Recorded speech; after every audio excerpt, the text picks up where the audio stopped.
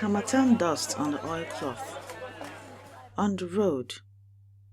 On the trainers of a young woman at the edge of Obinago Market in Udi, Enugu State. Her name is Onyegwara, 27. Birmingham born. Into Enugu this morning, 3 weeks after her father called to say the burial was done. Under her breath, as she has since the plane. Aha m bụ Onyegwara. Alọtara m. Anọ m ebe a. The woman at the dried fish crate goes very still. Ndewo. No. I am Yvonne Mbanefo, heritage futurist and daughter of the soil. Welcome to Igbo Daily Drops. Episode 65, Week 13, Day 5. Friday. Today, all the anchors, one flowing river. Here is what the scholars eventually caught up to. Your name is not what you are called. It is collateral posted on your behalf before you were born. Ka anyị bido. Let us begin. Onye. Whose Onyegwara are you? Lolo Mgbeke has set down the crate. She sees the lineage in the cheekbones. A door opening. Today, 3 sentences. The ones you say when you arrive somewhere that already knows you. Repeat after me. Sentence 1. Alọtara m. Anọ m ebe a. In English, I have returned. I am here. Alọtara m. Anọ m ebe a.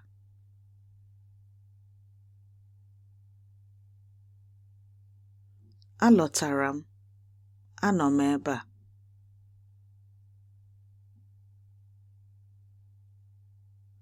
Alọtara m. Anọ m ebe a. Onyegwara carried this sentence from Birmingham. She says it now, at the threshold of a place that already knew her. Sentence 2. Agụụ na-agụ m, biko nye m nri. In English, I am hungry, please give me food. Agụụ na-agụ m, biko nye m nri.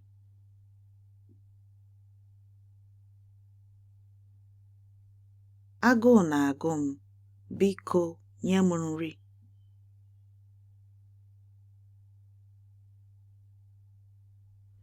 Agụụ na-agụ m, biko nye m nri.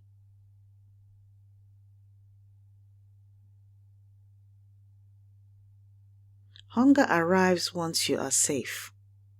That is how hunger works. Sentence 3. Ike gwụrụ m, achọrọ m izu ike. In English, I am tired, I want to rest. Ike gwụrụ m, achọrọ m izu ike.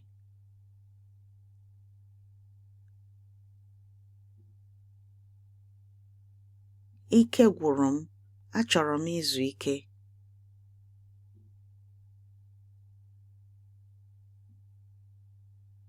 Ike gwụrụ m, achọrọ m izu ike.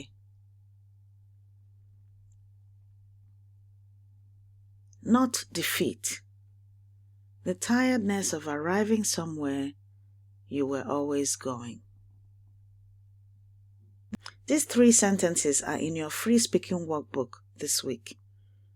Download it at learnibonow.com.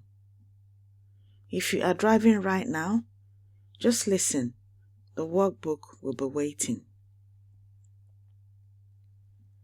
Inside Lolo Mgbeke's stall, one chair rice reheated. Enyibuaku says the second sentence. Lolo Mgbeke asks while she stares, whose son is your father? How long since you came home? When she says, Nne, I will take you there myself, Enyibuaku understands she was received before she asked. At the compound gate, a kola-nut tree, old, planted when something was buried beneath it. Enyibuaku at the threshold. Ike gwụrụ m, achọrọ m izu ike. She planted that tree herself. What Lolo Mgbeke saw in those cheekbones, older than memory. Onye hụrụ, atụrụ, ahụla, imoro, nwanne ya. Onye hụrụ atụrụ, ahụla, imoro, nwanne ya.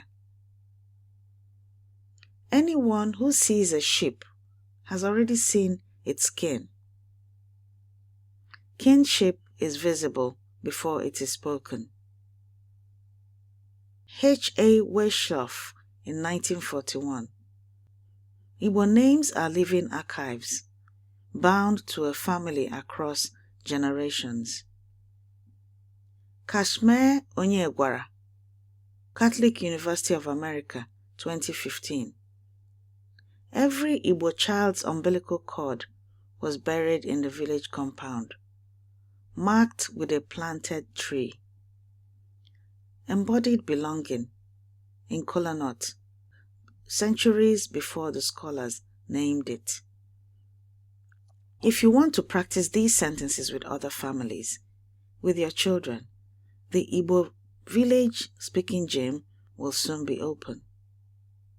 Before this day ends, say Ike gwụrụ m, achọrọ m izu ike as you truly sit down, not as practice, as a declaration. Your name was also a map.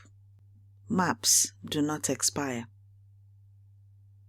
Every sentence you learn is a drop, and every drop feeds Oke Osimiri Mmụta Igbo, the ocean of Igbo knowledge. Grab your free speaking workbook at learnigbonow.com. Rate us wherever you are listening. Your review is how another learner finds their way home. This has been your Igbo Daily Drop. Abụ nwanne gị nwaanyị Yvonne Choma Mbanefo.